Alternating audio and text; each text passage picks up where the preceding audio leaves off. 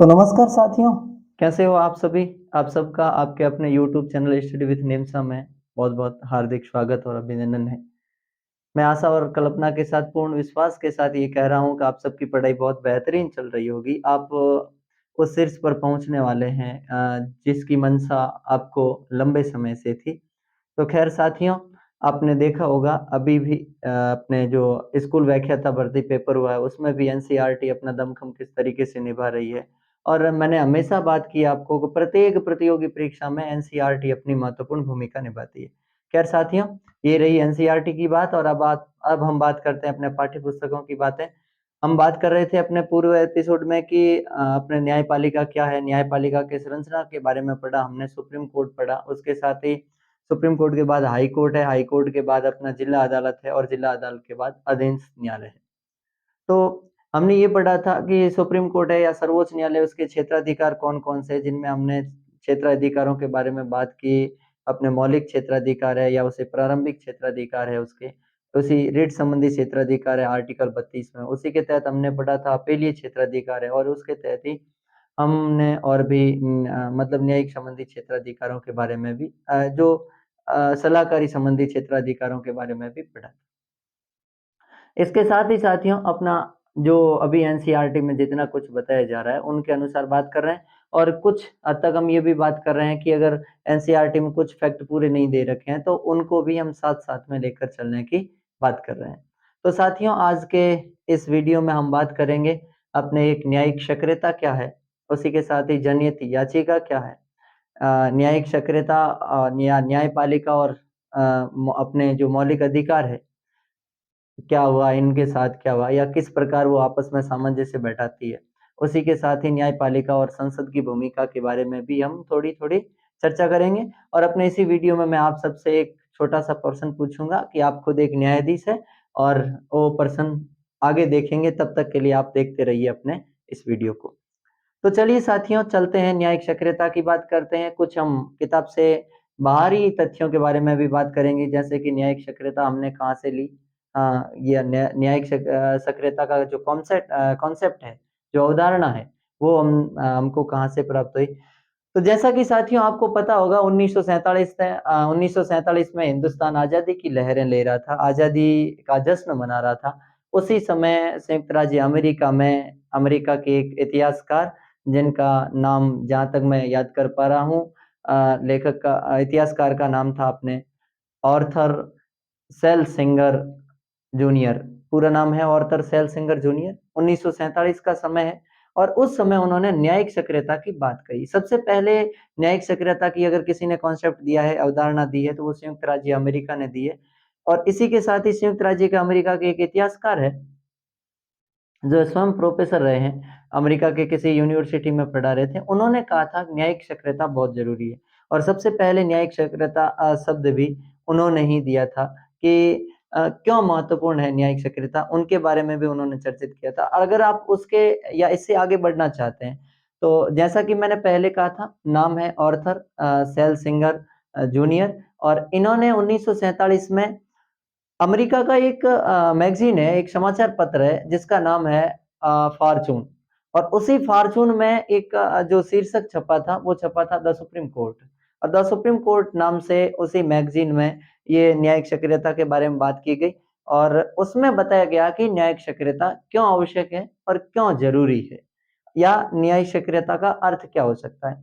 न्यायिक सक्रियता का अगर दूसरा नाम लें साथियों, तो न्यायिक सक्रियता का दूसरा नाम है आपके न्यायिक गतिशीलता। अर्थात सामान्य अर्थों में बात करें तो न्यायिक सक्रियता का अर्थ होता है कि न्यायपालिका के क्षेत्र में बढ़ावा, न्यायपालिका के क्षेत्र को और विस्तृत करना, क्षेत्र को और बढ़ावा देना, उसका जो सीमित क्षेत्र है उसे और बड़ा करना और लंबा करना, ये सामान्य अर्थों में न्यायिक सक्रियता का अर्थ है। तो खैर ये तो न्यायिक सक्रियता का अर्थ रहा। इसी के साथ ही हम एक और पढ़ेंगे जनहित याचिका। क्या है जनहित याचिका? जनहित याचिका न्यायिक सक्रियता का एक भाग है। देखिए साथियों हमें न्यायिक सक्रियता, जनहित याचिका इसके साथ ही हमें एक और मैटर पढ़ना पड़ेगा या एक और चीज़ पढ़नी पड़ेगी जिसे न्यायिक संयम कहते हैं। संयम का मतलब होता है पाबंदी। ये भी अवधारणा हमने अमेरिका से ही ली है। इसके साथ ही जनहित याचिका की अवधारणा ही 1960 के दशक में अमेरिका से ही आई है। हिंदुस्तान में 1960-61 में गोवा मुक्ति अभियान चल रहा था। हिंदुस्तान से पुर्तगालियों को बाहर खदेड़ा जा रहा था। ऑपरेशन विजय चल रहा था हिंदुस्तान में। उस समय अमेरिका जैसे देशों में क्या चल रहा था साथियों? अमेरिका जैसे देशों में जनहित याचिका के बारे में सूचनाएं चल रही थी। जनहित याचिका के बारे में, जनहित याचिका का सामान्य अर्थ होता है जनता की सेवा, मतलब जो जनता के सेवा में जो याचिका दायर की जाती है, या ऐसे लोग जो गरीब हैं, ऐसे लोग जो अनपढ़ हैं, ऐसे लोग जिनके पास कानून लड़ने के लिए पैसा नहीं है, ऐसे लोग जो कोर्ट का दरवाजा खटखटा नहीं सकते, उनके या उनका मुकदमा या उनके परेशानियों को लेकर या उनके ऊपर होने वाले अत्याचारों को लेकर कोई और व्यक्ति, कोई और समूह जाकर क्या करता है, उनके मुकदमे की पैरवी करता है। वो क्या कहलाता है? जनहित याचिका कहलाता है सामान्य अर्थों में। जनहित याचिका को अगर हम अलग नाम से देखें तो उन्हें सामाजिक व्यवस्था याचिका भी कहते हैं। तो ये भी थोड़ा सा आपको याद रखना है। देखिए साथियों, ये जो अपनी जनहित याचिका है, ये एक हिसाब से देखें तो बहुत महत्वपूर्ण है, लेकिन आगे हम इसके बारे में चर्चा करेंगे कि इसके कौन से सफलतम रूप है और क्या इनके सकारात्मक रूप रहे, क्या नकारात्मक रूप रहे। सबसे पहला हिंदुस्तान में केस कब आया? हिंदुस्तान में जनहित याचिका और न्यायिक सक्रियता की अवधारणा लाने का श्रेय किसे जाता है? जैसे कि मैं अनुमान लगा रहा हूँ कि आप सबको इनके बारे में बेहतर जानकारी होगी। मैं हमेशा एनसीईआरटी का बहुत-बहुत धन्यवाद करता हूँ। हम सबको धन्यवाद करना चाहिए कि क्या बेहतरीन तरीके से एनसीईआरटी हमें समझाने की कोशिश कर रही है कि वास्तविकता में क्या है। हम हमेशा बात यही करते हैं कि हर एक चीज को या हर एक अवधारणा को, हर एक कॉन्सेप्ट को एनसीईआरटी जिस तरीके से हमें सिखाती है, एक छोटे बच्चे की तरह, तो कितना बेहतरीन सिखाती है। अगर हम एनसीईआरटी की किताबों को 3 या 4 या 5 बार पढ़ेंगे तो हमें बहुत बेहतरीन ज्ञान होगा। जितनी बार पढ़ेंगे उतनी बार हमें उसी पाठ से नए-नए विचार, हमारे खुद के स्वतः ही विचार पैदा होने लगेंगे कि वास्तविकता है क्या। तो चलिए साथियों, बिना देरी किए, सामान्य अर्थों में मैंने आपको ये बड़ी छोटी-छोटी जो बातें थी वो बता दी।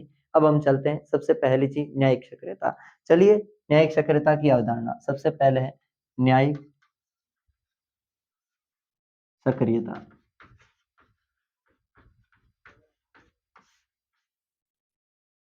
देखिए, न्यायिक सक्रियता क्या है भाई? न्यायिक सक्रियता, तो न्यायिक सक्रियता सबसे पहले इसकी अवधारणा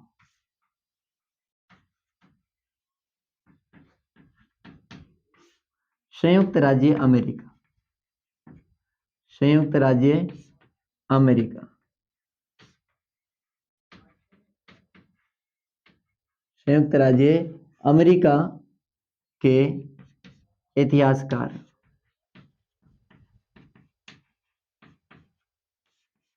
इतिहासकार जिनका नाम क्या है? ऑर्थन,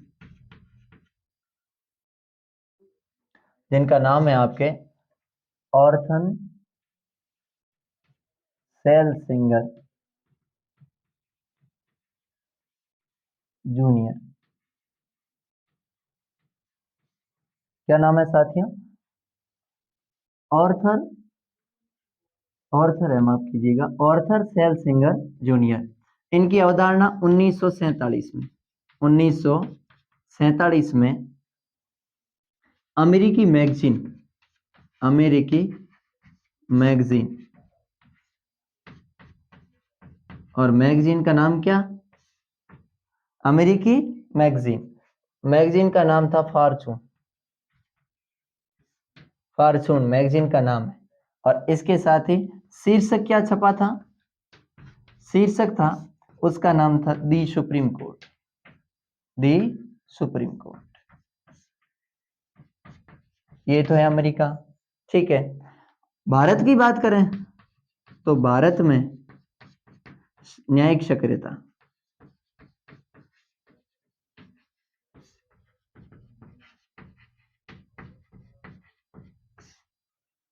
की अवधारणा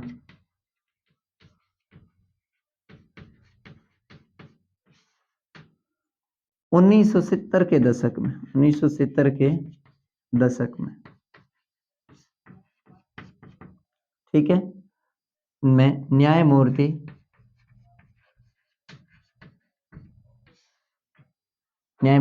एक तो थे कृष्णा अय्यर, कृष्णा अय्यर, एक थे आपके पीएन भगवती,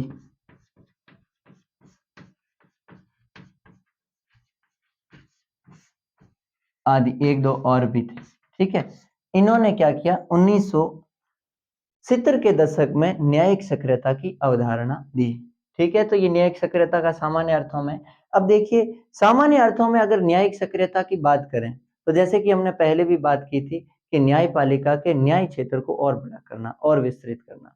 ठीक है, और वहीं न्यायिक संयम का मतलब होता है न्यायपालिका के क्षेत्र को सीमित करना। हम आगे विचार पढ़ेंगे अल्लादी कृष्ण संयम अय्यर का कि बेशक ये जरूरी है कि न्यायपालिका को एकदम स्वतंत्र रखा जाए, निष्पक्ष रखा जाए, लेकिन ये भी नहीं होना चाहिए कि न्यायपालिका को इतनी विशाल या बहुत सारी शक्तियां दी जाए कि जिसे शासन के अन्य अंगों पर या सरकार के अन्य अंग जिसमें कार्यपालिका और व्यवस्थापिका पर भी न्यायपालिका हावी हो जाए, तो ऐसा भी नहीं होना चाहिए। तो खैर ये तो अपने अल्लादी कृष्ण स्वामी अय्यर के शब्द है। हम इन शब्दों को आगे फिर से जिक्र करेंगे किस प्रकार न्यायिक सक्रियता आने के बावजूद या आने के बाद में, जनहित याचिका आने के बाद में कहीं न कहीं न्यायपालिका ने हस्तक्षेप करना शुरू किया है कार्यपालिका और अपने व्यवस्थापिका पर। और एक बच्ची है, बड़ी गजब के तौर पर उन्नी बोल रही है कि इसका मतलब तो ये बेहतरीन है कि मुझे एक न्यायाधीश ही बनना चाहिए, क्योंकि न्यायाधीश सभी के ऊपर हावी होता है, सब न्यायाधीश की बात सबको माननी पड़ती है। खैर वो बच्चे अपने अपने विचार दे रहे हैं, हमारे से ऐसा जानने का प्रयास कर रहे हैं कि आपने क्या सीखा, आपने क्या पढ़ा। तो ये है अपनी इसकी अवधारणा। संयुक्त राज्य अमेरिका के इतिहासकार ऑर्थर सेल सिंगर जूनियर ने 1947 में अमेरिका की एक मैगजीन जिनका नाम फॉर्चून है और जिसका शीर्षक था दी सुप्रीम कोर्ट नाम से क्या किया, छपवाया गया, और वहीं से न्यायिक सक्रियता शब्द की उत्पत्ति, मतलब पहली बार शब्द का प्रयोग है। और भारत में न्यायिक सक्रियता की अवधारणा 1970 के दशक में न्यायमूर्ति कृष्ण अय्यर है, और इसके साथ ही पीएन भगवती जैसे व्यक्ति, मतलब न्यायमूर्ति पीएन भगवती जैसे भी है। पीएन भगवती ने बहुत बेहतरीन बंधुआ मजदूरी बनाम भारत संघ विवाद 1984 में अपना एक बहुत बेहतरीन कोट कहा था कि जब तक हम बाकी वाले लोगों की तरह अमीरों को देखते रहेंगे तब तक अमीरों को वास्तविक न्याय नहीं मिलेगा। अमीरों के लिए, गरीबों के लिए हमें अलग से न्याय व्यवस्था या न्याय प्रणाली स्थापित करनी होगी जिसके तहत वे बेहतरीन न्याय प्राप्त कर सके। अगर हमने अलग से न्याय प्रणाली स्थापित नहीं की तो हमेशा हमेशा के लिए वे गरीब लोग अपने अधिकारों से वंचित रहेंगे। ये कथन है किनके, अपने न्यायमूर्ति पीएन भगवती के। तो कहने का मतलब है ये सब बेहतरीन, कुछ बेहतरीन करने के लिए कुछ जो गरीब है, जो अनपढ़ है, जो न्याय के दरवाजे पर नहीं पहुंच पाते थे, उनको या उनके अत्याचारों को न्याय के दरवाजे तक पहुंचाने के लिए और उनको उन अत्याचारों से राहत दिलाने के लिए इन चीजों की आवश्यकता हुई। जैसे कि उदाहरण के लिए हमने पहले पढ़ा था मचन लालुंग, असम का व्यक्ति, 23 वर्ष का था, उस समय उसे जेल में ठूंसा गया था। 77 वर्ष का हो गया, तब तक जेल में पड़ा रहा बेचारा। जिस समय छूटा था उस समय उसकी 77 वर्ष आयु थी, और अंत में जिस समय निर्णय आया तो उसमें निर्णय में खुले तरीके से बताया गया कि मचन लालुंग क्या था, निर्दोष था। तो उस बेचारे की क्या गलती थी जिसके कारण उसे 54 वर्ष तक जेल में डाला गया, जेल में ठूंसा गया। तो खैर ये चीजें हैं, इन चीजों को दूर करने के लिए, इन चीजों में मतलब ऐसे विवादों में कम जल्दी समय में ही ऐसे विवादों को निपटाने के लिए हमें न्यायिक सक्रियता और जनहित याचिका जैसे शब्दों की आवश्यकता हुई या अवधारणा की आवश्यकता पड़ी। खैर ये न्यायिक सक्रियता। अब न्यायिक सक्रियता अपने भाषा में न्यायिक सक्रियता क्या है? देखो सामान्य अर्थों में न्यायिक सक्रियता यही है कि न्यायपालिका के न्याय क्षेत्र को विस्तृत करना। और अपनी भाषा में न्यायिक सक्रियता क्या है साथियों? या न्यायिक सक्रियता ने होता क्या है वास्तविक अर्थ? तो आपको लिखना है न्यायिक सक्रियता के बारे में। अब मैं इनका अर्थ लिखा रहा हूँ। क्या कर रहा हूँ? अर्थ। तो खैर ये यहाँ लिखा देता हूं मैं न्यायिक सक्रियता का अर्थ। अर्थ है कि जब न्यायपालिका, जब न्यायपालिका किसी विवाद के तह तक नहीं जाकर टीवी, समाचार पत्र,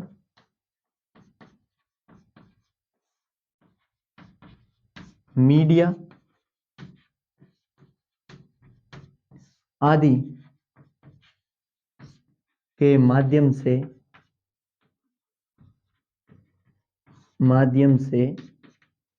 अपना निर्णय सुनाती है, सुना देती है। यह न्यायिक सक्रियता की श्रेणी या यह न्यायिक सक्रियता है। यह न्यायिक सक्रियता है, ठीक है। और सामान्य अर्थों में अगर न्यायिक सक्रियता को देखें तो न्यायपालिका का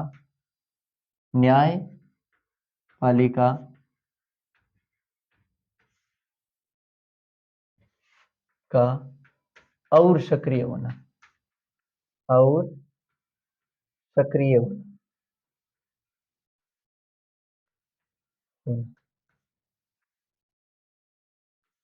ठीक है, न्यायपालिका का और सक्रिय होना, एक्टिव। सक्रिय का मतलब क्या? एक्टिविज्म, जैसे जुडिशियल एक्टिविज्म ही कहते हैं वास्तविकता में न्यायिक सक्रियता को। न्यायिक सक्रियता का अगर साथियों अन्य नाम याद करना है तो आपको याद करना होगा न्यायिक गतिशीलता।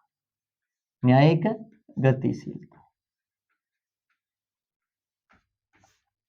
अब न्यायिक सक्रियता का वास्तविक रूप कौन सा है? न्यायिक सक्रियता का वास्तविक रूप है जनहित याचिका। जनहित याचिका।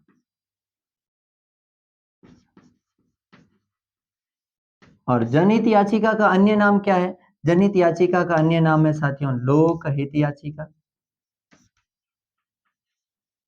लोकहित याचिका का जनहित याचिका या लोकहित याचिका या सामाजिक या सामाजिक व्यवस्था याचिका,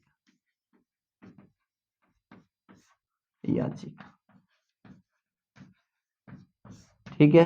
या इसे सामाजिक क्रिया याचिका भी कहते हैं, सामाजिक क्रिया याचिका।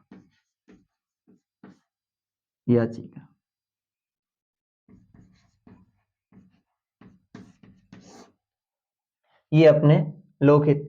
देखो न्यायिक सक्रियता को वास्तव के रूप में सामने लाने का काम कौन करती है? जनहित याचिका करती है। 1 नंबर का प्रश्न पूछा जा सकता है कि वास्तविक रूप से न्यायिक सक्रियता को सामने लाने का काम या न्यायिक सक्रियता की भूमिका कौन निभाती है? तो जनहित याचिका निभाती है। तो ये थोड़े से मतलब अपना ये न्यायिक सक्रियता के बारे में अगर कोई भाई स्क्रीनशॉट लेना चाहता है तो भी वो भाई स्क्रीनशॉट ले सकता है। अब साथियों इसके बाद हम बात करते हैं वो जनहित याचिका के बारे में समझेंगे, जनहित याचिका का अर्थ समझेंगे कि क्या है जनहित याचिका, और इसके साथ ही हम और भी चीजें देखेंगे कि कहाँ क्या होने वाला है।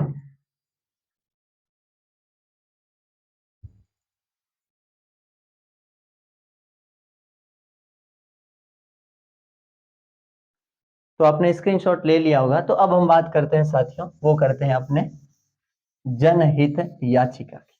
किसकी बात करेंगे? जनहित याचिका।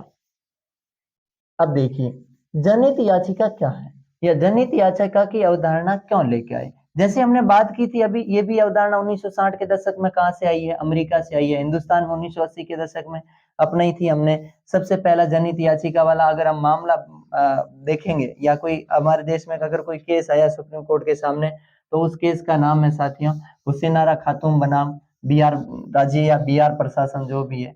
और देखिए इससे पहले इसकी परिभाषा देखते हैं कि क्या होती है इसकी परिभाषा। तो देखिए अपने जनहित याचिका, जनहित याचिका, और जनहित याचिका को क्या कहा जाता है? PIL, PIL, जनहित याचिका या PIL। अब देखिए छोटी सी हम कल्पना करें कि हम जिस समय हम तो नहीं थे खैर, मतलब जैसे जिस समय हमारे पापा हमारी अवस्था में थे या हमारे दादा युवा अवस्था में थे, जो ही हमारे देश से अंग्रेज गए, अंग्रेज जाने के बाद हमारे देश में संविधान लागू हुआ। संविधान हमारा देश एक और संविधान चल रहा था, दूसरी और हमारे देश का एकीकरण हो रहा था। और संविधान लागू होने के बाद हमने भी ठीक तरीके की न्यायपालिका की व्यवस्था की। लेकिन उस समय हमारे देश में सभी लोग जागरूक नहीं थे, सभी लोग पढ़े लिखे नहीं थे। शुरुआत में अगर देखेंगे हमने पहला आम चुनाव 1952 में हमारा पहला आम चुनाव हुआ। अगर आपने ठीक तरीके से देखा होगा, पिछले अपने एपिसोड में बात कर रखी है कि लगभग 40 लाख महिलाओं के नाम इसलिए काट दिए थे कि उन्होंने अपना नाम बताने में कतरा रही थी। उन 40 लाख महिलाओं के नाम थे अल्लाम की बेटी और फलाम की बहू। ये मतलब ये था हमारा शैक्षिक स्तर, इतना मतलब नीचे था। हम हिंदुस्तान की तत्कालीन 40 करोड़ आबादी में से अमूमन ठीक ढंग से कोई ज्यादा से ज्यादा अगर कोई पढ़ी लिखी आबादी थी तो वो कम से कम 30 या 35% के आसपास हमारी जो आबादी थी वो पढ़ी लिखी हुई थी, बाकी आबादी सब सारी की सारी अनपढ़ थी। फिर नए-नए शिक्षा के कार्यक्रम चलाए सरकार के द्वारा, शिक्षा अभियान चलाए गए जिनके तहत धीरे-धीरे अपनी जो शिक्षा की जो मनोवृत्ति है लोगों में वो बढ़ी और कुल मिलाकर अभी जाके 80% के आसपास 79 दशमलव कुछ करके है, वो हमारा जो औसतन आंकड़ा है शिक्षा का। तो खैर साथियों, उस समय ये आंकड़ा नहीं था। हम आज दुनिया बहुत जागरूक है, लेकिन उस समय दुनिया इतनी जागरूक नहीं थी। तो उस समय पुलिस प्रशासन के द्वारा भी कैदियों पर अत्याचार किए जाते थे। मतलब पुलिस प्रशासन के अंदर कैदियों की आँखें फोड़ दी जाती थी। कुछ ऐसे कैदी थे जिन्होंने छोटा-सा अपराध किया या कुछ ऐसे कैदी थे जिन्होंने अपराध नहीं किया, फिर भी उनको अंदर डाल देते थे। और कुछ ऐसे कैदी थे जिन्होंने अपराध तो किया, लेकिन अगर उनके अपराध की सज़ा सुनाई जाती तो वे कभी के छूट जाते, लेकिन फिर भी अपराध की सज़ा नहीं सुना के कारण वे जेल में पड़े रहते। उनको दिक्कतें आती, उनको परिश्रम करवाया जाता। तो ख़ैर महिलाओं के साथ अत्याचार होता, दुर्व्यवहार होता। तो इन सारी घटनाओं को दूर करने के लिए पीएन भगवती, कृष्ण अय्यर जैसे न्यायमूर्तियों ने क्या किया कि हमें हमारे देश में भी न्यायिक सक्रियता को लागू करने के लिए जनहित याचिका मतलब जनता की आवाज़ को उठाना चाहिए। अब देखिए, सबसे पहले हमें अगर किसी भी कोर्ट के दरवाजे पर जाना पड़ता है या किसी भी न्यायपालिका के दरवाजे को खटखटाना पड़ता, तो इससे पहले हमें कोई अपराध करना पड़ता या हम स्वयं को एक अपराधी बनना पड़ता। अपराधी बनने से पहले हम वहाँ कोर्ट के दरवाजे तक नहीं पहुँच पाते। और दूसरा, या हमारे साथ कोई विवाद होता तो ही हम जा पाते, अन्यथा किसी दूसरे के विवाद को लेकर हम नहीं जा सकते। फिर धीरे-धीरे न्यायिक जनहित या सक्रियता या मतलब अपने जनहित याचिका ने या लोकहित याचिका या सामाजिक व्यवस्था याचिका ने हमें ये छूट दी है कि अगर कोई व्यक्ति गरीब है, अगर कोई व्यक्ति अनपढ़ है, अगर व्यक्ति कोई कानूनी जानकारी नहीं जानता है, तो उसका मुकदमा है कोई अन्य व्यक्ति लड़ सकता है या कोई दूसरा व्यक्ति लड़ सकता है। यही क्या है साथियों? अपने शब्दों में या सामान्य शब्दों में जनहित याचिका है। अब जनहित याचिका का प्रयोग करने लगे, लेकिन कुछ जनहित याचिका का प्रयोग राजनीति के क्षेत्र में जनहित याचिका को लेकर दुर्व्यवहार भी होने लगा। तो फिर लोगों को लगा कि ये भी गलत है। फिर कुछ समय तक 1980 का मामला देखेंगे हम, कृष्ण अय्यर ने एक दिल्ली प्रशासन मतलब तिहाड़ जेल का एक व्यक्ति जिन्होंने एक पत्र के माध्यम से भेजा था कि मेरे साथ ये हो रहा है, या जेल के कैदियों के साथ इतना दुर्व्यवहार किया जा रहा है, उनको कष्ट दिया जा रहा है, उनको पीटा जा रहा है, ठीक तरीके से खाना नहीं दिया जा रहा है। तो उनको ही क्या मान लिया गया, एक जनहित याचिका मान ली गई और उन्हें स्वीकार कर लिया गया। तो फिर बाद में ऐसे पत्रों की बाढ़ सी आ गई, आखिरकार सुप्रीम कोर्ट को ये निर्णय देना पड़ा कि उन पत्रों को जनहित याचिका नहीं माना जाएगा। सुनील बत्रा बनाम दिल्ली प्रशासन के नाम से ये केस 1980 वाला प्रसिद्ध है। खैर इस केस के बारे में भी आपको याद करना है। इसके साथ ही अपनी जनहित याचिका के संदर्भ में या जनहित याचिका का अगर हमारे देश में पहला अगर कोई केस आता है तो वो है हुसैनारा खातून बनाम बिहार प्रशासन या बिहार सरकार। और उसमें किसी एक वकील के द्वारा जेलों के अंदर रह रहे मतलब व्यक्तियों के ऊपर होने वाले अत्याचारों को उजागर करने के लिए या उन अत्याचारों से राहत दिलाने के लिए, तथा इसके साथ ही ऐसे व्यक्ति जिन्हें अगर अपराध सुनाया जाता तो वे कभी के छूट जाते, क्या जेल से मुक्त हो जाते या कैद से मुक्त हो जाते, लेकिन उन्हें अपराध नहीं सुनाने के कारण वे समय से ज्यादा जेल में रह रहे थे। तो खैर उन बातों को लेकर सुप्रीम कोर्ट के न्यायाधीश के सामने ये बात रखी गई, तो फिर उनको पहली बार जनहित याचिका मानकर सबसे पहली बार जनहित याचिका के केस के रूप में स्वीकार किया गया। उस केस का नाम था हुसैनारा बनाम अपने बिहार सरकार। तो ये साथियों बड़े-बड़े तरीके से, एक तो आपको ये केस याद रखने हैं दोनों, खैर हम लिख भी लेंगे, और इसके साथ ही मैं आपको हमेशा कहता हूँ साथियों कि आप पहले इन वीडियो को सुनिए 1 बार 2 बार बेहतर तरीके, एक बार समझ में नहीं आएगा तो दूसरी बार सुनिए। मैं पूरी कोशिश करूँगा कि एक बार में समझाने का प्रयास, लेकिन मेरा ये मानना है कि निरंतर जो आपका प्रयास है वही आपको प्रयास हमेशा जिताएगा, और आपकी जो मानसिक क्षमता है या आपकी जो कैपेसिटी है उस कैपेसिटी को बढ़ाने का काम हमेशा यही करेगा, आप कितना दोहरान करते हैं। आपने आज पढ़ा, वापस 5-6 दिन नहीं पढ़ा, इसका मतलब आप भूल जाओगे। तो इससे बेहतर है कि आज पढ़ा, कल वापस पढ़ो, परसों वापस पढ़ो। एक पहली बार 2-3 दिन लगातार पढ़ो, उसके बाद 1 हफ्ते में पढ़ो, उसके बाद महीने भर में पढ़ो, और अगर आप ऐसे तरीके से उसी चीज़ को 5-6 बार पढ़ लिया, तो फिर मेरे ख्याल से फिर आप उस चीज को नहीं भूलोगे, फिर वो आपके दिमाग में स्थायी मेमोरी आ जाएगी। बहुत सारे ऐसे भी बच्चे होंगे मतलब, और कुछ ऐसे भी मेरे सहपाठी भी होंगे, वीडियो देख रहे होंगे, कुछ मेरे से सीनियर भी होंगे, मेरे से बड़े भी होंगे, कुछ कंपटीशन की तैयारी करने वाले भी है, कुछ स्कूली बच्चे भी हैं। सबके अलग अलग विचार है, सबकी अलग अलग धारणाएं हैं, सबके विचार एक हो नहीं सकते, सबकी कॉन्सेप्ट एक हो नहीं सकती। लेकिन खैर जो भी कुछ भी मानो, लेकिन मेरा यही मानना है बेहतर तरीका यही होगा याद करने का, उन्हें बार बार रिवीजन करें, और ये रिवीजन ही हमें कहीं ना कहीं आगे बढ़ाएगा। बाकी किताबें बहुत लोग पढ़ते हैं, लेकिन वो पढ़ते हैं, एक बार पढ़ते हैं या दो बार पढ़ते हैं, इससे ज्यादा वो रिवीजन नहीं कर पाते हैं, जिनके कारण बिना दोहरान कार्य कुछ हो नहीं पाता, कुछ संभव नहीं है। इतनी अथाह किताबें हैं, एक एक व्यक्ति एक दिन में कितना ज्ञान प्राप्त करता होगा, लेकिन दोहरान नहीं करने के कारण उसका सारा का सारा ज्ञान एक समय ऐसा आता है जब भूल जाते हैं। ये शिक्षा एक ऐसा है कि कहा जाता है साथियों की सरस्वती के भंडार की बड़ी अपूर्व बात, ज्यों खर्चे त्यों बढ़े, बिन खर्चे घट जात। जिस प्रकार इनको खर्च किया जाएगा उस प्रकार ये ज्यादा से ज्यादा बढ़ेगा, और अगर इसे खर्च नहीं किया जाएगा, अर्थात रिवीजन नहीं किया जाएगा, दोहरान नहीं किया जाएगा, किसी को आगे नहीं बताया जाएगा, तो फिर ये धीरे धीरे क्या हो जाएगा, समाप्त हो जाएगा, वापस घटने वाला है। तो खैर ये चीज भी आपको साथ में व्यवहारिकता के तौर पर याद करनी है या ध्यान रखना है। तो जनहित याचिका, तो जनहित याचिका में क्या है, इसमें गरीब, अनपढ़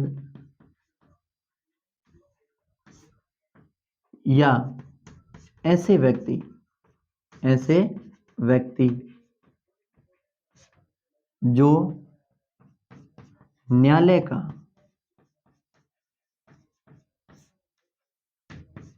दरवाजा खटखटाने में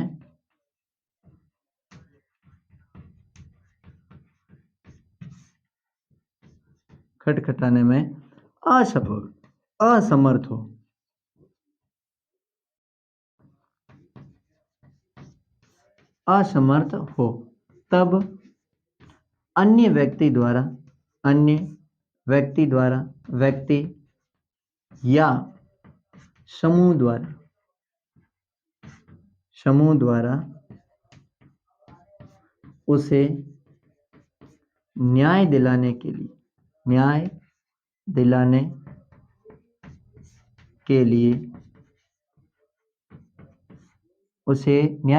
के लिए न्यायालय की शरण में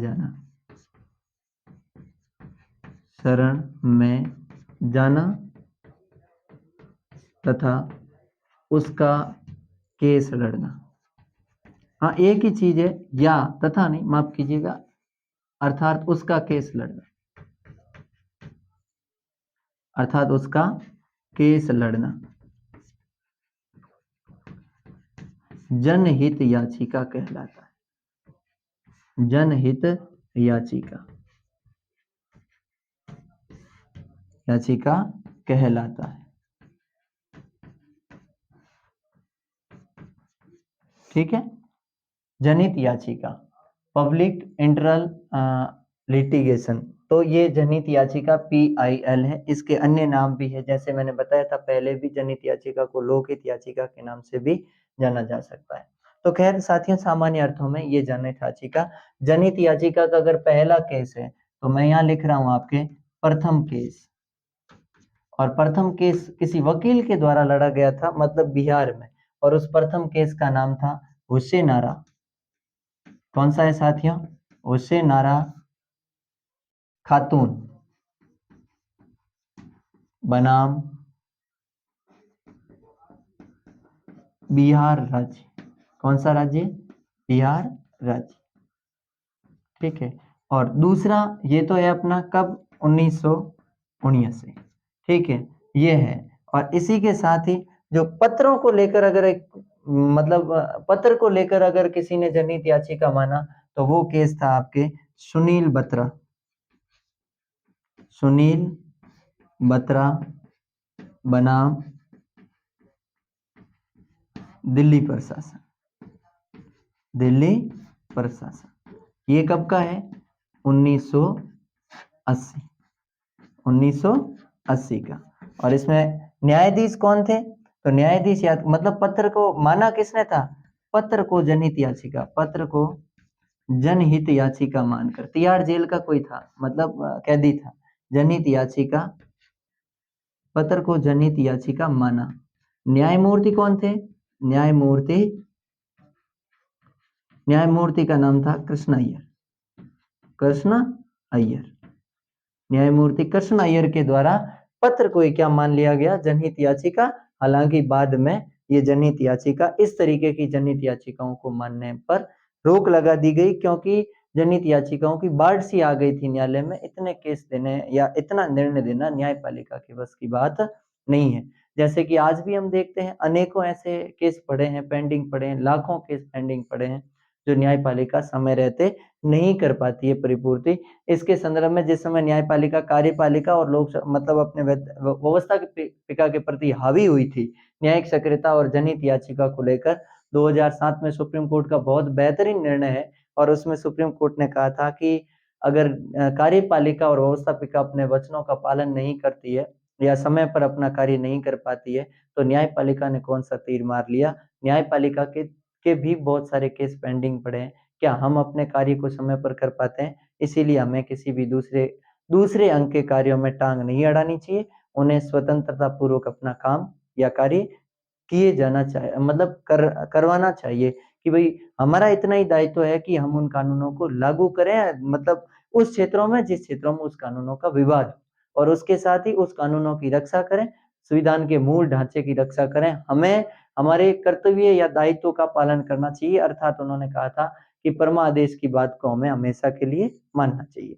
तो ये 2007 का सुप्रीम कोर्ट का निर्णय, हालांकि ये एनसीईआरटी में अभी नहीं है, कुछ फैक्टेंसी अपने जो एम लक्ष्मीकांत की बुक है उनसे भी दे रहा हूँ, कुछ अन्य फैक्ट है जो अपने बीए की किताब से, अपने जैन की किताब से हैं, उनसे भी दे रहा हूँ। अगर साथियों मैंने आपको पहले भी किसी एपिसोड में जिक्र किया था इनका कि जो ज्ञान हमें किताबें दे सकती है वो कोई और नहीं दे सकती। चलिए साथियों, तो ये है अपने दोनों। अब देखिए, अब हम देखेंगे क्या इनसे फर्क पड़ा है, मतलब क्या इसके सकारात्मक पहलू है और क्या है नकारात्मक पहलू। सबसे पहले बात करेंगे हम सकारात्मक पहलू की।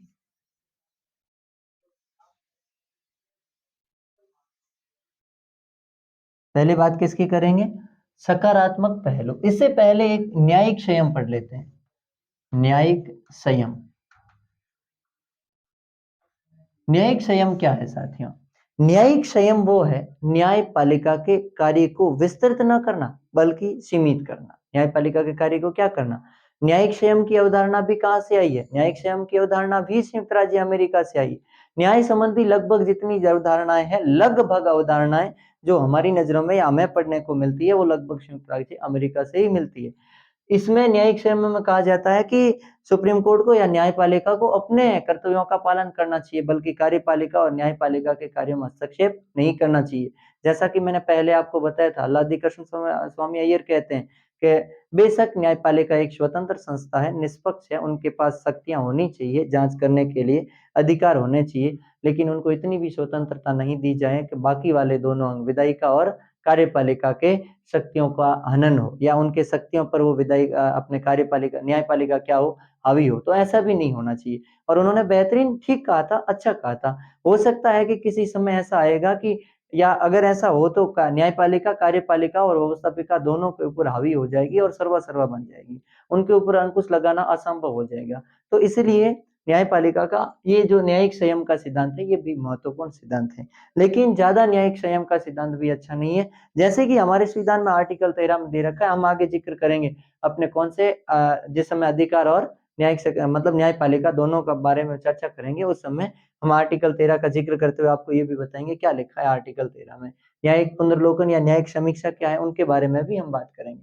तो न्यायिक संयम का मतलब इतना ही होता है कि न्यायपालिका के क्षेत्र को मतलब सीमित करना, मतलब छोटा जो इनका मतलब है न्यायिक सक्रियता का विपरीत है न्यायिक संयम। ठीक है, चलिए भाई साथियों आगे।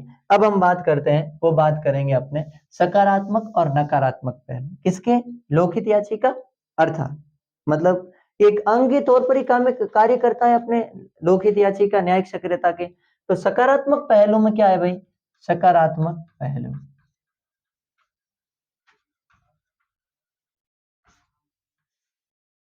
सकारात्मक पहलू, सकारात्मक पहलू में यह है कि गरीबों की आवाज बुलंद, आवाज को सुना गया। ठीक है, एक है। नंबर 2,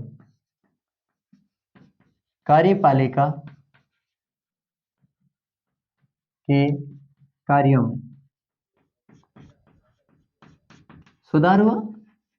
अगर कार्यपालिका को लग रहा है कि अगर हम ऐसा नहीं करेंगे तो क्या पता किसी भी समय न्यायपालिका डांट सकती है, और हमने देखा भी है, खुले तरीके से पढ़ा भी है कि अपने दिल्ली का मामला देख लो। दिल्ली सरकार, तत्कालीन दिल्ली की सरकार, शीला दीक्षित तत्कालीन मुख्यमंत्री और उनके मध्य और केंद्र सरकार के तत्कालीन परिवहन मंत्री के मध्य या तत्कालीन रक्षा मंत्री वगैरह उनके मध्य वार्ताएं हुई थी।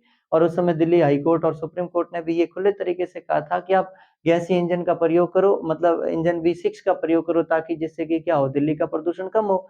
और उन्होंने कहा था, फिर बाद में उन्होंने कहा था संपूर्ण देश में ऐसी व्यवस्था लागू की जाए, तो फिर उन्होंने कहा था कि रिस्क भरी है, ऐसा हो नहीं सकता। तो फिर उन्होंने कहीं अन्य विचार करके सीमित किया था न्यायपालिका ने इतने समय में। और फिर केंद्र सरकार के सामने ये बात रखी दिल्ली सरकार ने, शीला दीक्षित तत्कालीन मुख्यमंत्री उनके नेतृत्व में, और फिर सुप्रीम कोर्ट ने कुछ समय भी दिया था, हालांकि कुछ ऐसा काम भी करवाया।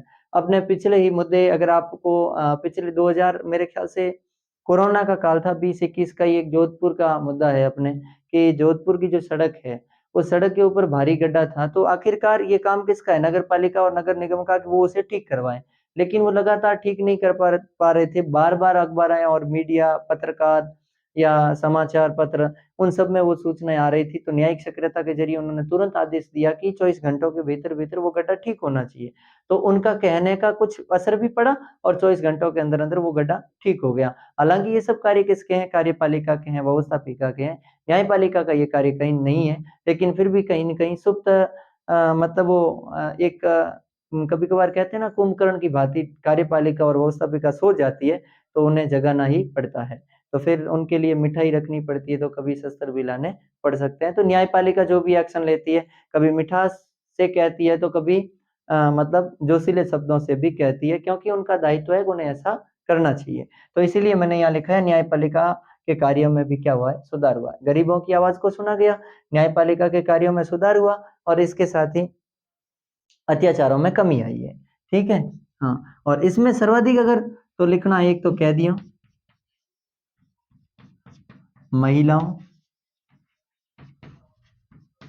की सुरक्षा बढ़ी है। ठीक है, मतलब उनके ऊपर जो पुलिस के अत्याचार हो रहे थे, उनसे कुछ क्षेत्र तक मुक्ति है। या तो ये तो है सकारात्मक। और नकारात्मक क्या है, नकारात्मक, नकारात्मक पहलू में क्या है, पहला कि न्यायपालिका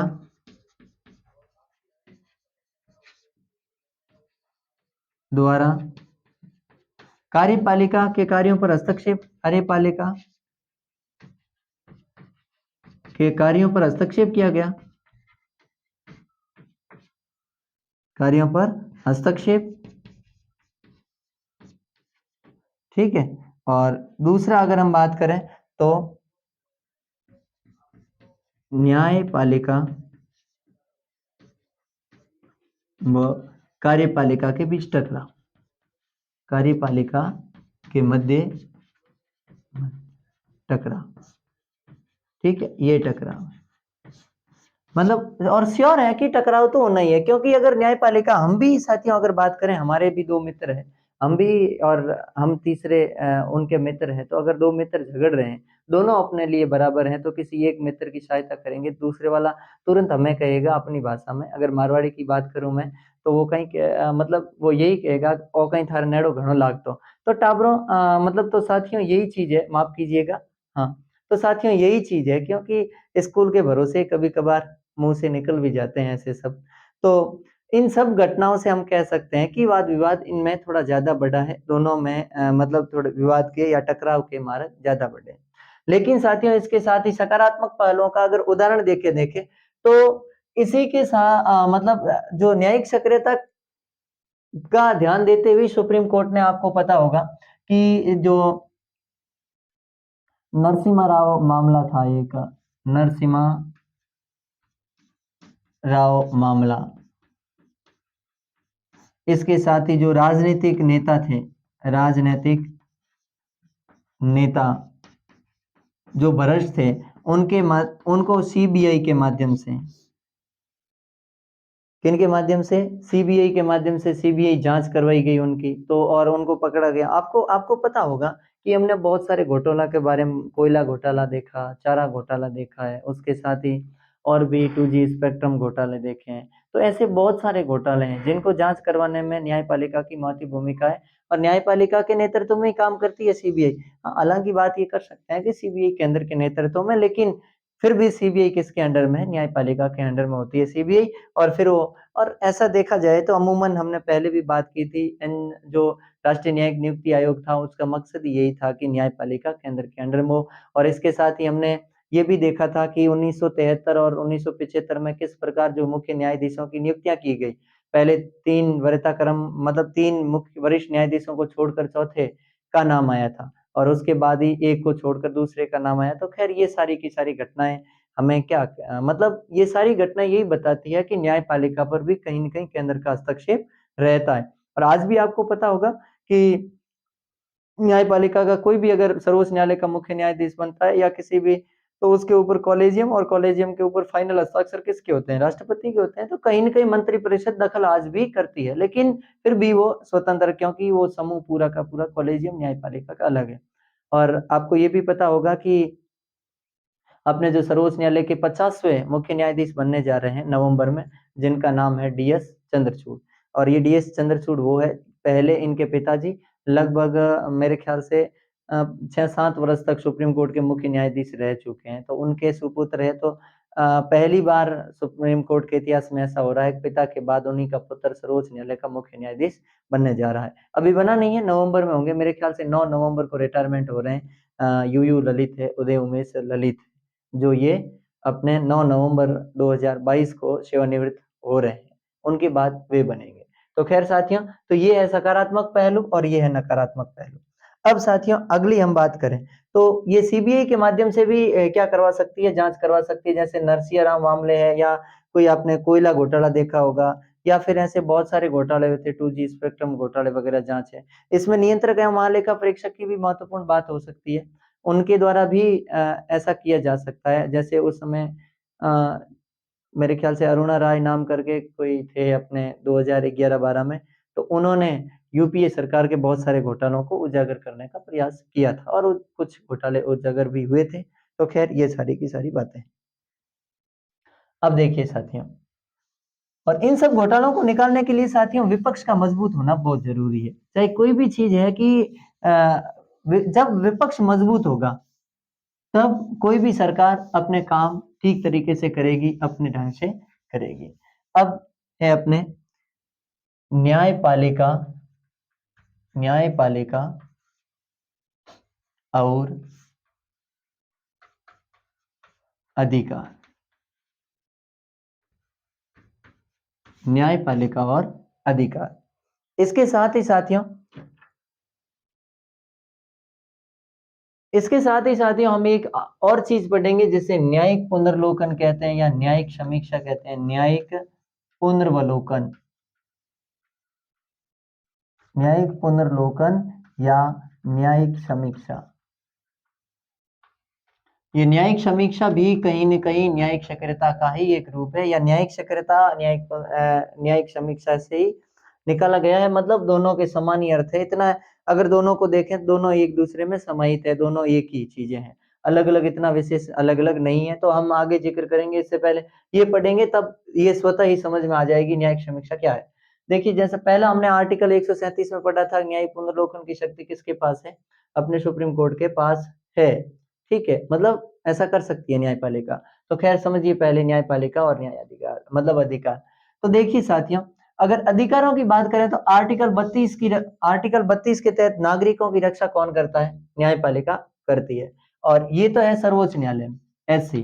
और इसके साथ ही मतलब आर्टिकल 226 के तहत, कौन से आर्टिकल 226 के तहत रिट की शक्ति किसके पास है, एचसी हाई कोर्ट के पास है। ठीक है, किसी भी राज्य के हाई कोर्ट के पास वो शक्ति होगी 226 में, जिससे कि वो रिट जारी कर सकता है। लेकिन इसके साथ ही हम आज बात करेंगे आर्टिकल 13 की। कौन से आर्टिकल की, अनुच्छेद 13 क्या बात करता है साथियों? अनुच्छेद 13 अनुच्छेद बात करता है संविधान के अल्पीकरण की बात करता है। आर्टिकल 13 ही बात करता है कि न्यायिक समीक्षा की बात करता है, न्यायिक पुनर्लोकन की बात करता है। आर्टिकल 13 कैसे करता है देखिए, अगर संसद के द्वारा या अगर कार्यपालिका द्वारा कोई भी विधेयक लाया जाता है और उस विधेयक को संसद द्वारा पारित कर लिया जाता है, राष्ट्रपति उसके ऊपर हस्ताक्षर कर लेते हैं और ऐसा करने के बाद अगर न्यायपालिका को लगता है कि ये ठीक नहीं है, ये जो काम हो रहा है ये अच्छा नहीं हो रहा, जो कानून बनाया गया ये इस समय कानून ठीक नहीं है, इस कानून को स्थगित कर देना चाहिए। अगर आगे समय के लिए वो अच्छा है तो न्यायपालिका उसे क्या करेगी? स्थगित करेगी। अगर उस समय के लिए वो खराब है या ठीक नहीं लग रहा, संविधान के मूल ढांचे के खिलाफ है, तो वो क्या करेगी? तुरंत खारिज कर लेगी या निरस्त कर लेगी। जैसे कि 99 संविधान संशोधन हुआ, राष्ट्रीय न्यायिक नियुक्ति आयोग, हमने अपने पिछले एपिसोड में पढ़ा। और इसके साथ ही तीसरी बात ये भी लिखी गई है, अगर कानून बनाया गया है, कानून हिस्सों में पार्ट में है अगर कानून, और कानून के 2 हिस्सों में से एक हिस्सा गलत है, तो उस एक हिस्से को निष्प्रभावी करेगी और दूसरा हिस्सा अगर सही है तो जितना गलत है उतना निष्प्रभावी करेगी, बाकी वाला हिस्सा लागू रहेगा। तो खैर ये है अपना आर्टिकल 13 और इसी में क्या है? न्यायिक सक्रियता। तो ये याद करना, न्यायपालिका और अधिकार में आर्टिकल 32 के तहत न्यायपालिका अधिकारों की क्या करती है? रक्षा करती है। और इसके साथ ही ये सुप्रीम कोर्ट करता है। और आर्टिकल 226 के तहत न्यायपालिका की रक्षा कौन करता है? नहीं, अधिकारों की रक्षा कौन करता है? हाई कोर्ट करता है। दोनों रिट के द्वारा करते हैं। लेकिन रिट संबंधी मामलों में, रिट मतलब यहाँ WRIT, डब्ल्यू साइलेंट रहता है। तो साथियों, रिट के मामले में सुप्रीम कोर्ट से भी ज्यादा शक्तियां किसके पास है? हाई कोर्ट के पास है, आर्टिकल 226 के तहत। इसके साथ ही हाई कोर्ट एक इंजंक्शन नाम करके अलग रिट जारी करता है। इससे पहले हमने पढ़ा था रिट जारी करने के 5 रिटें हैं इनकी, जिसमें बंदी प्रत्यक्षकरण है। ऐसा व्यक्ति जो जिसे जिसे ये लग रहा हो कि मुझे वैध तरीके से बंदी बनाया गया, अवैध तरीके से बंदी बनाया गया है, तो वो 24 घंटों के भीतर किसी भी न्याय अधिकारी के सामने पेश करेंगे उसे। हाँ, और फिर उसके बाद क्या करेंगे? उसे न्यायालय या न्याय अधिकारी या न्यायालय में अगर वैध घोषित किया जाता है कि इसे इसकी गिरफ्तारी वैध है, तो उसे आगे सजा सुनाई जाएगी। अगर अवैध तरीके से गिरफ्तार है तो उसे सम्मान सहित छोड़ दिया जाएगा। फिर इसी के साथ ही परमादेश है, किसी भी उच्च न्यायालय या सुप्रीम कोर्ट के द्वारा या सर्वोच्च न्यायालय के द्वारा किसी भी निचले अधिकारी को, न्यायिक अधिकारी हो सकता है, उसको कहा जाएगा कि तुम अपने दायित्वों का पालन करो, अपने कर्तव्यों का पालन करने की सीख दी जाती है। इसके साथ ही प्रतिषेध है। प्रतिषेध कभी निचली अदालतें क्या करती है, कभी ऐसे मामलों में टांग अड़ाती है कि जो उनके अधिकार क्षेत्र से बाहर हो, तब वो कहते हैं कि ये आपके अधिकार क्षेत्र से बाहर है, तो इस क्षेत्र पर या इस विवाद में आपको प्रतिषेध मतलब हस्तक्षेप नहीं करना चाहिए, अर्थात हस्तक्षेप करने से रोक लगाती है। इसके साथ ही अधिकार परीक्षा होता है। अधिकार परीक्षा में किसी भी व्यक्ति के द्वारा अवैध तरीके से कोई पद धारण कर लिया जाता है, तो उस समय पूछा जाता है कि आपने ये पद किस तरीके से धारण किया, क्या-क्या हुआ? जैसे कि मैंने पहले बात की थी ना, हमारे मन में आ जाता है कि हम भी कलेक्टर बन जाएँ या हम भी पुलिस वाली वर्दी पहन के खड़े हो जाएँ, हम भी एसपी बन जाएँ, तो क्या पता चलेगा सरकार को या कौन क्या होगा? तो ये अधिकार परीक्षा के तहत ही हमें पूछेगी सुप्रीम कोर्ट कि भाई कौन से तहत या कौन से परीक्षा में तूने पास करके ये इतना-इतना यूँ वर्दी वगैरह धारण करके खड़ा है। तो ये चीज़ है। इसके साथ ही एक होता है अपने जो अ, उत्प्रेषण होता है। और उत्प्रेषण में क्या होता है साथियों, अगर सर्वोच्च न्यायालय या उच्च न्यायालय किसी भी निचली अदालत में कोई मतलब विषय चल रहा है, कोई विवाद चल रहा है, तो उस विवाद को अपने पास या किसी और अ, या अपने पास लगभग मंगवा सकता है या ट्रांसफर कर सकता है, तो ये शक्ति भी किसके पास है? ये आर्टिकल 32 के, ये भी आर्टिकल 32 में लिखा है, ये पाँचों की पाँचों रिटें 256 26 में और लिखी है। लेकिन इसके साथ ही एक इंजेक्शन नाम करके वो अंतरिम राहत की नाम करके एक रिट है। तो खैर उसके तहत ही, जैसे कि कोई व्यक्ति है जिसका, अगर मान लो किसी कारणवश अ, जैसे कोई परीक्षा दे रहा है, प्रतियोगी परीक्षा, और किसी कारणवश उसका जो अपना प्रवेश पत्र जारी नहीं किया है, सरकार ने उसे दोषी माना है, तो वो न्यायालय की शरण में जाएगा, तो न्यायालय उसे अंतरिम राहत देगा कि जब तक केस का फैसला नहीं आ जाए, तब तक आप परीक्षा दे सकते हो। मतलब परीक्षा तो दे ही सकते हो, बाद में देखा जाएगा क्या होगा या क्या नहीं होगा, तब तक केस का फैसला भी आ जाएगा। तो खैर ये अंतरिम राहत होती है, इसे इंजेक्शन है। तो ये है अपना न्यायपालिका और मतलब न्यायपालिका और किसके भी अधिकारों के मध्य। इसके साथ ही जो हमने ये बात की है न्यायिक पुनर्लोकन, साथियों न्यायिक पुनर्लोकन की बात संविधान के किसी भी भाग में नहीं की गई है, संविधान के किसी भी अनुच्छेद में नहीं की गई है, बल्कि ये जरूर लिखा गया है कि संसद द्वारा बनाया गया कानून अगर ठीक नहीं है, तो उस कानून की जांच पड़ताल करने की मतलब शक्ति किसके पास होगी? न्यायपालिका के पास। और इसी शक्ति के अनुरूप हम मानते हैं कि ये न्यायपालिका को पुनरावलोकन या न्यायिक समीक्षा की शक्ति है। तो हम कहेंगे कि न्यायपालिका ने कब-कब न्यायिक पुनरावलोकन किया, न्यायिक समीक्षा, तो हमको पता है 1967 का बेरूबारी मतलब गोलोकनाथ विवाद है, उसी के साथ ही 1973 का केशवानंद भारती विवाद है, उसके साथ ही बहुत सारे विवाद है, उसके साथ 99वां संविधान संशोधन है, 99वां संविधान संशोधन 2000 अपने 99वां संविधान संशोधन 2014। तो ये भी क्या है? ये सारे के सारे न्यायिक पुनर्लोकन की तो बात कर रहे हैं। न्यायपालिका न्यायिक पुनर्लोकन की बात करके ही तो कहा है कि भई ये मूल ढांचे के नहीं है, मूल ढांचे के खिलाफ है, तो फिर इन्होंने ये हटाया था। अब हम बात करेंगे संसद और न्यायपालिका के बारे में कि संसद और न्यायपालिका दोनों में किस प्रकार अलग-अलग है, सम्मिलित है, क्या नहीं है, उनके बारे में।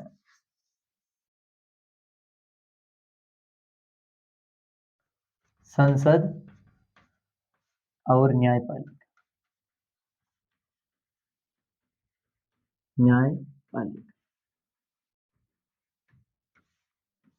अब देखिए साथियों, सबसे पहली तो ये बात है कि संसद का कोई भी सदस्य अगर संसद का सत्र चल रहा है, उस समय किस प्रकार बोल रहा है, कैसे बोल रहा है, उसका व्यवहार कैसा है, ये सब बातें इन बातों से न्यायपालिका को कोई लेना देना नहीं है।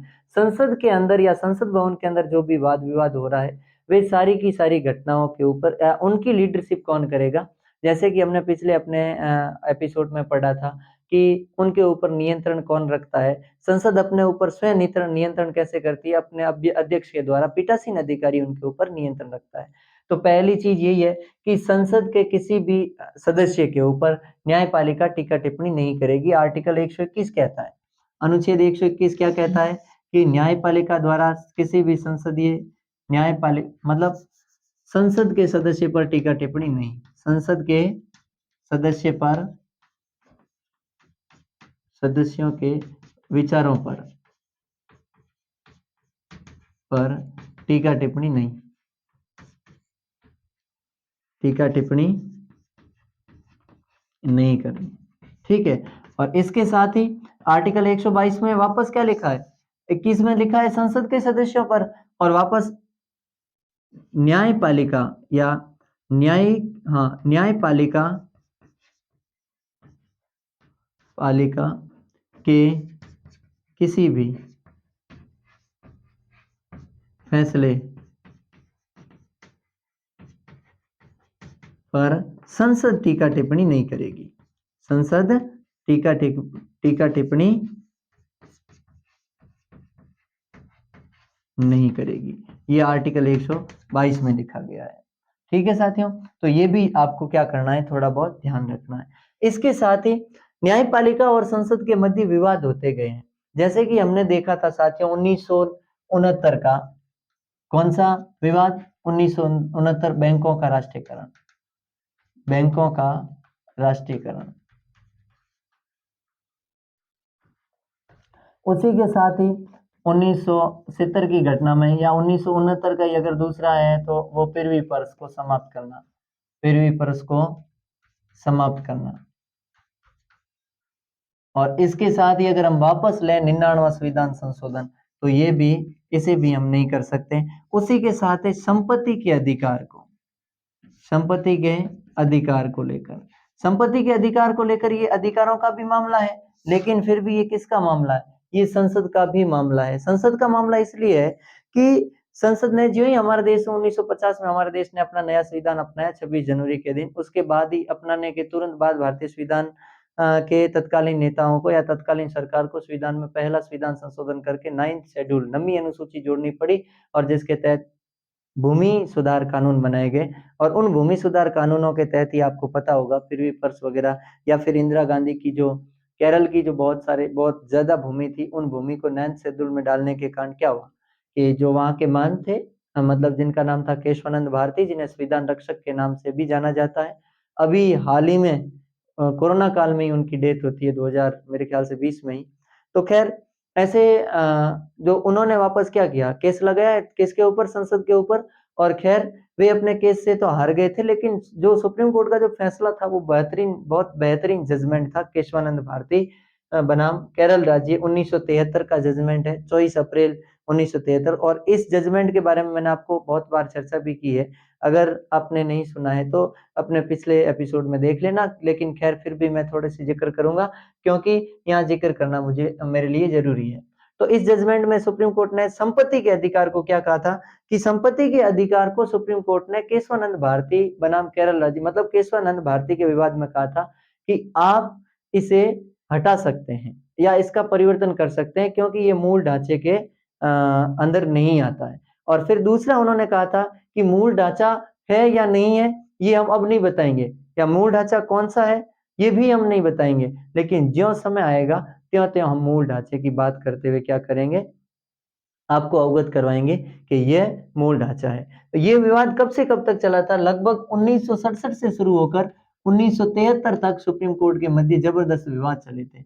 और इन विवादों की समाप्ति केशवानंद भारती विवाद से ही क्या हो जाती है, मतलब केशवानंद भारती केस से ही क्या हो जाती है, इन सभी विवादों की समाप्ति। लेकिन हालांकि हाल में भी न्यायपालिका और संसद के मध्य कभी कभार उठापटक हो जाती है। खैर थोड़ी बहुत तो होनी भी चाहिए एवं एकदम तो शांति होनी भी नहीं चाहिए।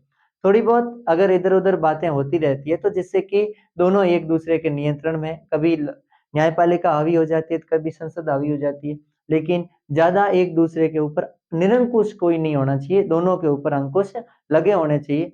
हमें हमारे संविधान वेताओं का या संविधान निर्माताओं की बहुत बहुत धन्यवाद और आभार ज्ञापित करना चाहिए। हम सबका दायित्व है कि कितना बेहतरीन मतलब उन्होंने संविधान बनाया और उन्होंने उस समय के नहीं उसके बाद होने वाला भविष्य के बारे में, अर्थात हम उन्हें भविष्य निर्माता कह सकते हैं। वो संविधान निर्माता तो थे ही, उसके साथ ही भविष्य निर्माता भी थे। उन्होंने कितना बेहतरीन संविधान हमारे लिए बनाया और कितनी मतलब आगे की चीजों को पहले सोच लिया कि ऐसे ऐसे हमारे मतलब हमारे देश में होने वाला है। तो इस प्रकार साथियों अपनी आज की बात हो जाती है पूरी। लेकिन इससे पहले मैंने एपिसोड की शुरुआत में आपसे बात कही थी कि मैं आज आपको एक ऐसा प्रश्न दूंगा जिससे कि आप खुद विचार करना और जरूर कमेंट बॉक्स में अपने विचार देना कि इन प्रश्न का उत्तर क्या हो सकता है। जैसे कल्पना कीजिए कि साथियों आप स्वयं एक न्यायाधीश है और आपको उस समय आप एक न्यायाधीश की भूमिका निभा रहे हैं और उसी समय आपके पास एक मामला आता है और मामले का मुख्य विषय ये है कि कच्ची बस्तियों में रहने वाले लोगों की झुग्गी झोपड़ियों को समाप्त किया जा रहा है, वहां से जेसीबीओं से हटाया जा रहा है, जैसे कि बाबा का बुलडोजर चलाया जा रहा है। ठीक है। और उनका जो हटाने वाले हैं या जो सरकार हटा रही है उनका कहना है कि हम इनको हटाकर यहाँ साफ सफाई करके क्या कर रहे हैं, मतलब गंदगी मुक्त कर रहे हैं या इस क्षेत्र में साफ सफाई करना चाहते हैं। तो उस समय जिन व्यक्तियों का आवाज समाप्त किया जा रहा है या नष्ट किया जा रहा है, उन व्यक्तियों के द्वारा आपके ऊपर एक याचिका आती है या आप मतलब आप एक न्यायाधीश के तरीके आपके पास ये मामला आता है। उस समय आप क्या निर्णय देंगे? आपके क्या सुझाव होंगे? जरूर अपने सुझावों को कमेंट बॉक्स में दीजिए। मैं आपके सुझावों को सुनने के लिए बड़े आतुर तरीके से इंतजार करूंगा। तो साथियों तब तक के लिए नमस्कार, धन्यवाद।